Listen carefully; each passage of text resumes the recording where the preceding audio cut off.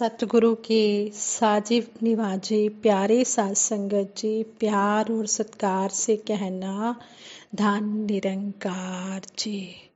साध संगत जी, जैसा कि आप सभी को पता है, अप्रैल का महीना शुरू हो गया है और अप्रैल का महीना शुरू होते ही युग प्रवर्तक बाबा गुरबचन सिंह जी महाराज की यादें आने शुरू हो जाती हैं। वैसे तो हम हर पल गुरुओं पीरों को याद करते हैं, लेकिन अप्रैल के महीने में ज़्यादा ही यादें आने लग जाती हैं। सतगुरु युग प्रवर्तक बाबा गुरबचन सिंह जी महाराज ने हमें मानव एकता के बारे में समझाया है कि हम सभी ने मिलजुल कर रहना है। सतगुरु का है कहना, मिलजुल कर है रहना। सबसे अच्छी है एकता, मानव मानव में एकता। मानव में हो मानवता, सब में हो पावनता। एक बनकर साथ रहे, मन में अच्छी बात रहे। मानव एकता होती जहाँ, सब सुख रहते सदा वहाँ। सतगुरु यही चाहते हैं कि सभी एकता और प्रेम वाला भाव अपनाएं। एकता में बहुत शक्ति होती है। जहाँ एकता होती है वहाँ सफलता अवश्य मिलती है। हमारे हाथ में 5 उंगलियां होती हैं, पांचों एक साथ आ जाएं तो हर काम आसानी से हो जाता है। फिर किसी वस्तु को ठीक से पकड़ा, उठाया या यहाँ से वहाँ ले जाया जा सकता है।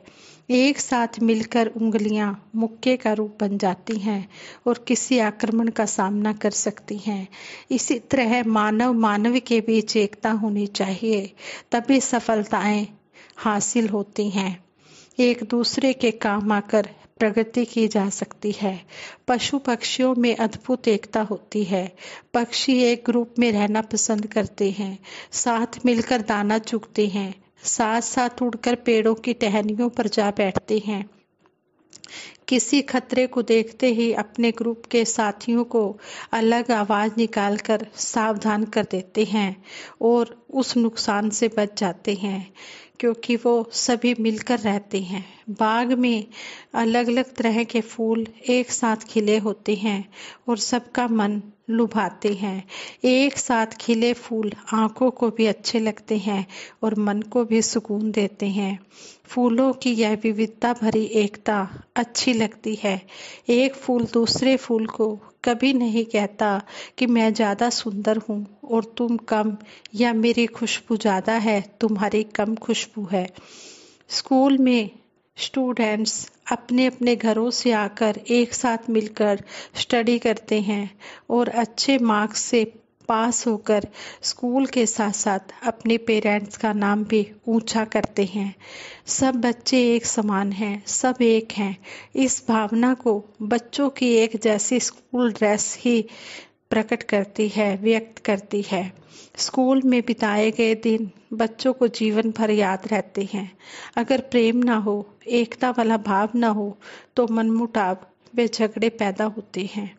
संसार में जाति पाति धर्म संप्रदाय खान पान व वेशभूषा के अलग अलग स्वभाव के कारण टकराव देखा जाता है।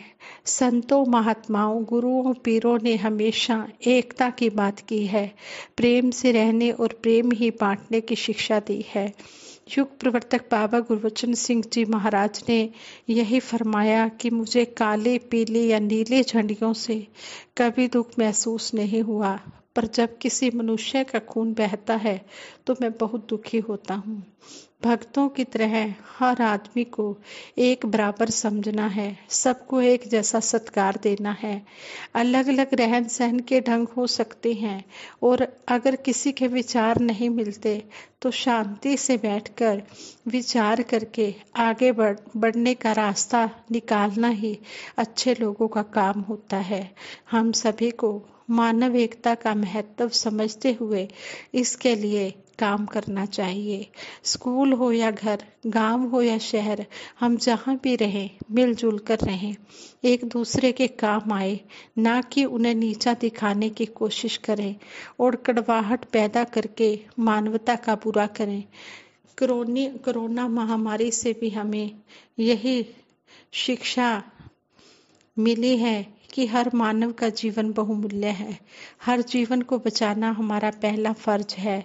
इसे व्यर्थ की बातों में आकर नष्ट नहीं होने देना। हमेशा मिलजुल कर रहना है और समय की कदर करनी है। समय वह धारा है जिसका कोई अंत नहीं। यह भूत, वर्तमान और भविष्य की सीमाओं से परे है। इसका ना कोई आदि है ना अंत है। मनुष्य का जीवन इस अनंत समय का एक अंश भर ही तो है।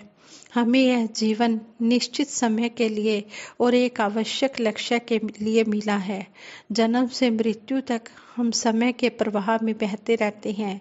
इस धारा में बहते बहते बचपन से किशोर, किशोर से जवान और जवानी से बुजुर्ग हो जाते हैं और फिर शारीरिक रूप से नष्ट हो जाते हैं। शरीर के नष्ट होने से समय की गति पर कोई प्रभाव नहीं पड़ता। यह उसी गति से चलता है और भविष्य भी इसी के साथ इतिहास बन जाता है। समय बहुत ही मूल्यवान है। संसार में धन को ही बड़ी वस्तु समझा जाता है, इसलिए अधिक से अधिक धन कमाने में लोग लगे हुए हैं। समय का बहुत ही कम मनुष्यों ने मूल्य ढाला है। विचार करें कि समय देकर मेहनत से धन कमाया जा सकता है, पर धन देकर हम समय नहीं खरीद सकते। समय लगाकर विद्या प्राप्त की जा सकती है, पर विद्या से समय नहीं मिलता। समय पाकर एक मानव से इतना बड़ा परिवार बन जाता है, पर सारा परिवार मिलकर भी उस मानव की आयु में पल भर भी वृद्धि नहीं कर सकता। धन हम अपने आप खर्च करते हैं तब खर्च होता है। समय दिन रात एक पल भी नहीं रुकता, खर्च होता चला जाता है। जो समय बीत गया है वह दोबारा लौट कर नहीं आता है। इसलिए हमें समय को बड़ी सावधानी से अच्छे कामों में लगाना चाहिए। प्रकृति का हर काम समय के अनुसार चलता है। जो मानव अपने जीवन के सभी काम समय पर करते हैं, जैसे कि सुबह समय पर उठना, सैर करना, प्राणायाम, व्यायाम आदि करना, समय पर अपने निजी डेली रूटीन के काम करना और फिर समय पर तैयार होकर धन कमाने के लिए अपने कामों पर निकल जाना। सभी काम समय पर करने से एक मर्यादित जीवन बन जाता है। ऐसा व्यक्ति परिवार में, रिश्तों में, समाज में और हर खुशी या गमी के मौकों पर पहुंचकर सहयोग देता है। ऐसे व्यक्ति रिश्तों में और समाज में सम्मान के पात्र होते हैं, इज्जत पाने के लायक होते हैं। ऐसे व्यक्ति सत्संग में सही समय पर पहुंचकर आध्यात्मिक कामों में भी सहयोग देते हैं और सतगुरु की रहमतों के पात्र बनते हैं, सतगुरु के आशीर्वाद प्राप्त करते हैं। कुछ लोगों का स्वभाव होता है हर जगह देरी से पहुंचना और फिर बहाने बनाना। ऐसे व्यक्तियों पर कोई भी ध्यान नहीं देता। ऑफिस में, बैंक में, सत्संग में या किसी और काम के लिए देरी से पहुंचने पर परेशानी का सामना करना पड़ता है। इसी प्रकार यदि ट्रेन द्वारा कहीं जाना हो तो स्टेशन पर देर से पहुंचने पर ट्रेन छूट जाती है और फिर पछताना पड़ता है कि 5 मिनट पहले ही हम स्टेशन पर पहुंच जाते तो हमें ट्रेन मिल जाती। ऐसे व्यक्ति जिन्हें समय की कदर नहीं है और कोई काम ठीक ढंग से नहीं कर पाते, समय और परिस्थितियां किसी का इंतजार नहीं करती, हमें ही उन्हें संभालना होता है। समय को व्यर्थ के कामों में और बेकार की बातों में बिता देने से जीवन भर पछताना पड़ता है। इसलिए हमें हर काम समय पर करने और जहाँ जाना हो समय पर पहुँचने की आदत बना लेनी चाहिए। इससे काम भी हो जाते हैं और मन भी खुश रहता है। मानव का समय के साथ गहरा रिलेशन है। अच्छी या बुरी घटनाओं को समय पर छोड़ करके मानव इसे अच्छे या बुरे समय की संज्ञा देता है। समय ना अच्छा होता है ना बुरा होता है, वह तो अच्छाई और बुराई दोनों से हटकर अपनी गति से चलता रहता है। समय की धारा में मानव के साथ काम, क्रोध, लोभ, मोह, अहंकार भी विचरण करते रहते हैं। इन विकारों के प्रभाव में आकर मानव कई बार ऐसी भूल कर बैठता है जिसके लिए उसे उम्र भर पछताना पड़ता है। कहा भी है कि लम्हों ने खता की थी, सदियों ने सजा पाई। एक महात्मा ने एक मार्केट बनवाई और सतगुरु बाबा जी से उस मार्केट का नाम रखने की विनती की। सतगुरु बाबा जी ने जो नाम बताया वह नाम ना रखकर अपनी फ्रेंड्स के कहने पर अपने नाम से मार्केट का नाम रखा। कुछ समय बाद कुछ ऐसी परिस्थिति आई, ऐसे हालात हुए कि औने पौने दाम से मार्केट बेचनी पड़ी। न मार्केट रही न नाम रहा। गुरु का वचन न मानने जैसा दुर्भाग्य और कोई नहीं है। ऐसे समय में अपनी विवेक शक्ति से अपने आप पर कंट्रोल रखकर गुरु के वचन को मानना चाहिए। मानव जीवन को बहुत ही अनमोल कहा गया है, हीरे जैसा जन्म कहा गया है। इसलिए इसकी कीमत को समझते हुए हमें एक पल भी व्यर्थ नहीं गंवाना चाहिए, इसे अच्छे कामों में लगाना चाहिए। प्रभु प्राप्ति जिसके लिए हमें मानव शरीर मिला है उसे सतगुरु की शरण में आकर पूरा करें। ब्रह्म ज्ञान प्राप्त करके परमार्थ के काम करें। दूसरा, हम गृहस्थ धर्म का पालन करते हुए धन कमाने वाली अपनी जिम्मेवारियों को भी निभाएं। इसके लिए हमें समय का विभाग कर लेना चाहिए। गीता के 6 अध्याय के 17वें श्लोक में बताया गया है कि पहले भाग में शरीर शुद्धि व भोजन, दूसरे में जीविका पैदा करने की कोशिश, तीसरे में कर्तव्य कर्मों का न्याय मुक्त पालन और चौथे में मोह निद्रा से जगकर प्रभु प्राप्ति को प्रधानता देना। हमारे पास समय है दिन के 24 घंटे। एक दिन और रात में 24 घंटे होते हैं। हमारे पास हर रोज 24 घंटे का समय है। हमें डेली एक लिस्ट बना लेनी चाहिए। जरूरी काम पहले लिखें और कम जरूरी काम बाद में, और हर काम की एक समय सीमा तय कर ले और फिर एक एक काम समय सीमा के अंदर निपटाते जाएं। इस प्रकार हमारा समय भी नष्ट नहीं होगा और जरूरी काम भी हो जाएंगे और हमारा मन भी खुश रहेगा। सतगुरु बाबा हरदेव सिंह जी महाराज फरमाते हैं कि हम समय की कदर करें, इसे व्यर्थ ना जाने दें।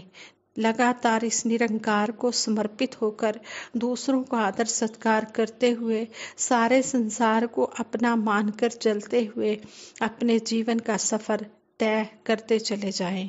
यही एक भावना, यही एक अवस्था संतों महात्माओं की हमेशा से रही है, इसलिए उनके जीवन का मोल पड़ा है। युग प्रवर्तक बाबा गुरबचन सिंह जी महाराज ने जीवन के हर पल का सदुपयोग किया।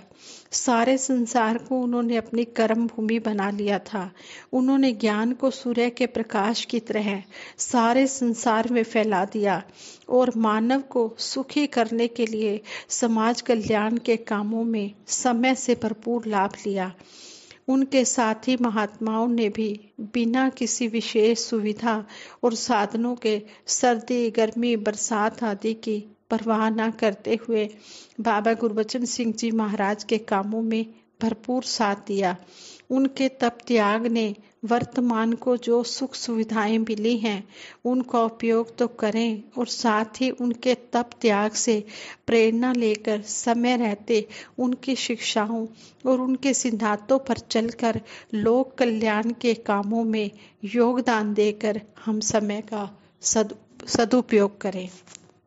यदि हम मोह निद्रा से जगकर हर काम को निरंकार की ओर से दी गई सेवा समझकर करें, अर्थात गृहस्थ में रहते हुए जो भी हमारे कर्तव्य कर्म हैं उन सब कर्मों का लक्ष्य निरंकार को बना लें, तो हमारे लौकिक कार्य भी और हमारे लौकिक कार्य भी अलौकिक बन जाएंगे।